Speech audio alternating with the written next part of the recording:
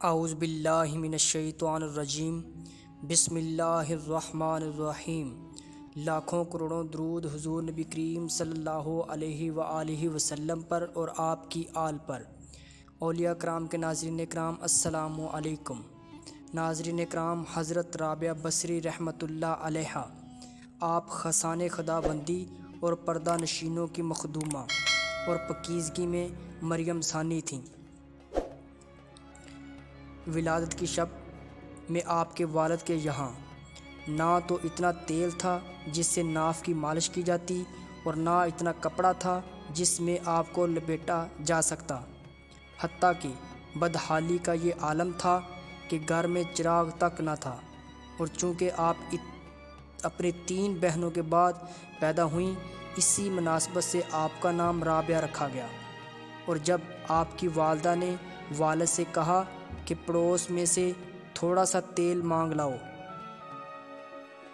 تاکہ گھر میں کچھ روشنی ہو جائے، تو آپ نے شدید اصرار پر ہمسائے کے دروازے پر صرف ہاتھ رکھ کر گھر میں آ کے کہہ دیا کہ وہ دروازہ نہیں کھولتا، کیونکہ آپ یہ عہد کر چکے تھے کہ خدا کے سوا کبھی کسی سے کچھ طلب نہ کروں گا۔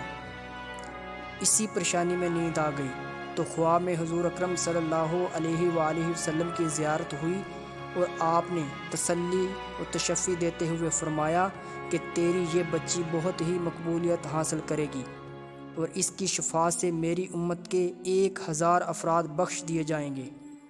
اس کے بعد حضور صلی اللہ علیہ وسلم نے فرمایا کہ والی بصرہ کے پاس ایک کاغذ پر تحریر کر کے لے جاؤ کہ تو ہر یوم 100 مرتبہ مجھ پر درود بھیجتا ہے اور جمعہ کے دن 400 مرتبہ، لیکن آج جمعہ کی جو رات گزری ہے اس میں تو درود بھیجنا بھول گیا ہے، لہٰذا بطور کفارہ حاملہ حاضہ کو 400 دینار دے۔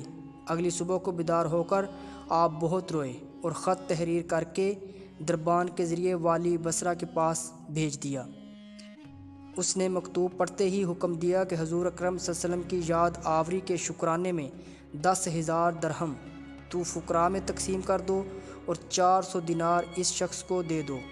اس کے بعد والی بصرہ تعظیماً خود آپ سے ملاقات کرنے پہنچا اور عرض کیا کہ جب بھی آپ کو کسی چیز کی ضرورت ہوا کرے مجھے اطلاع کریں۔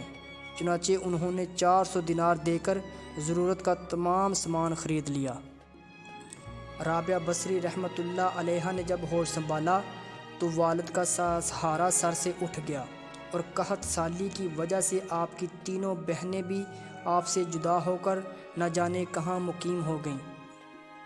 آپ بھی ایک طرف کو چل دیں اور ایک ظالم نے پکڑ کر زبردستی آپ کو اپنی کنیز بنا لیا اور کچھ دنوں کے بعد بہت ہی قلیل رقم میں فروخت کر دیا، اور اس شخص نے اپنے گھر لا کر بے حد مشقت امیز کام آپ سے لینا شروع کر دیے۔ ایک مرتبہ آپ کہیں جا رہی تھیں کہ کسی نامحرم کو آپ نے سامنے دیکھ کر اتنے زور سے گریں کہ ہاتھ ٹوٹ گیا۔ اس وقت آپ نے سر سجدے میں رکھ کر عرض کیا کہ یا اللہ، میں بے یار و مددگار پہلے ہی تھی اور اب ہاتھ بھی ٹوٹ چکا ہے، اس کے باوجود میں تیری رضا چاہتی ہوں۔ چنانچہ ندا آئی کہ اے رابعہ، غمگین نہ ہو، کل تجھے وہ مرتبہ حاصل ہوگا کہ مقرب فرشتے بھی تجھ پر رشک کریں گے۔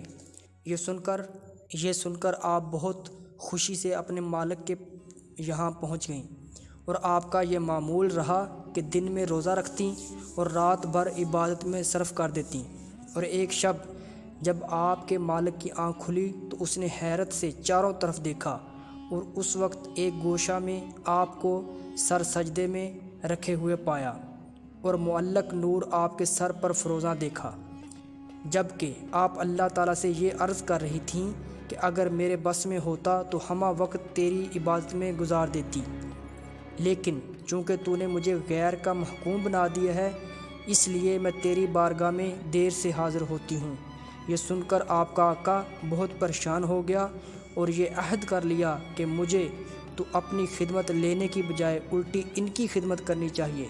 چنانچہ صبح ہوتے ہی آپ کو آزاد کر کے استدعا کی کہ آپ یہیں قیام فرمائیں تو میرے لیے باعث سعادت ہے، ویسے آپ اگر کہیں اور جگہ جانا چاہیں تو آپ کو اختیار ہے۔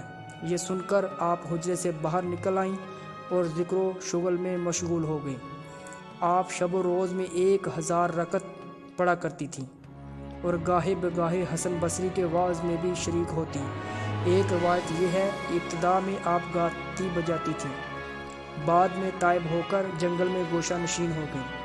پھر جس وقت سفر حج پر روانہ ہوئیں تو آپ کا ذاتی گدھا بھی بہت کمزور تھا، اور جب آپ سامان لاد کر روانہ ہو چکیں تو راستے میں ہی مر گیا۔ یہ دیکھ کر اہل قافلہ آپ کو تنہا وہیں چھوڑ گئے اور آگے بڑھ گئے۔ اس وقت آپ نے بارگاہ الہی میں عرض کیا کہ نادر و عاجز کے ساتھ یہی سلوک کیا جاتا ہے کہ پہلے تو اپنے گھر کی جانب مدعو کیا، پھر راستے میں میرے گدھے کو مار ڈالا اور مجھ کو جنگل میں تنہا چھوڑ دیا گیا۔ ابھی آپ کا شکوہ ختم نہیں ہوا تھا کہ گدھے میں جان آ گئی اور آپ اس پر سامان لاد کر مکہ کی جانب روانہ ہو گئیں۔ ایک راوی کا بیان ہے کہ عرصہ دراز کے بعد میں نے اس گدھے کو مکہ کے بازار میں فروخت ہوتے خود دیکھا ہے۔ اس سے معلوم ہوتا ہے کہ آپ کی دعا کی برکت سے اس کی عمر طویل ہوئی۔ معزز ناظرین اکرام، اگر آپ کو ہماری یہ ویڈیو پسند آئی ہے تو لائک کیجئے، سبسکرائب کیجئے ہمارے چینل اولیاء کرام کو، تاکہ ہماری رہنمائی ہو سکے اور ہم مزید اچھی ویڈیو لا سکیں۔ شکریہ۔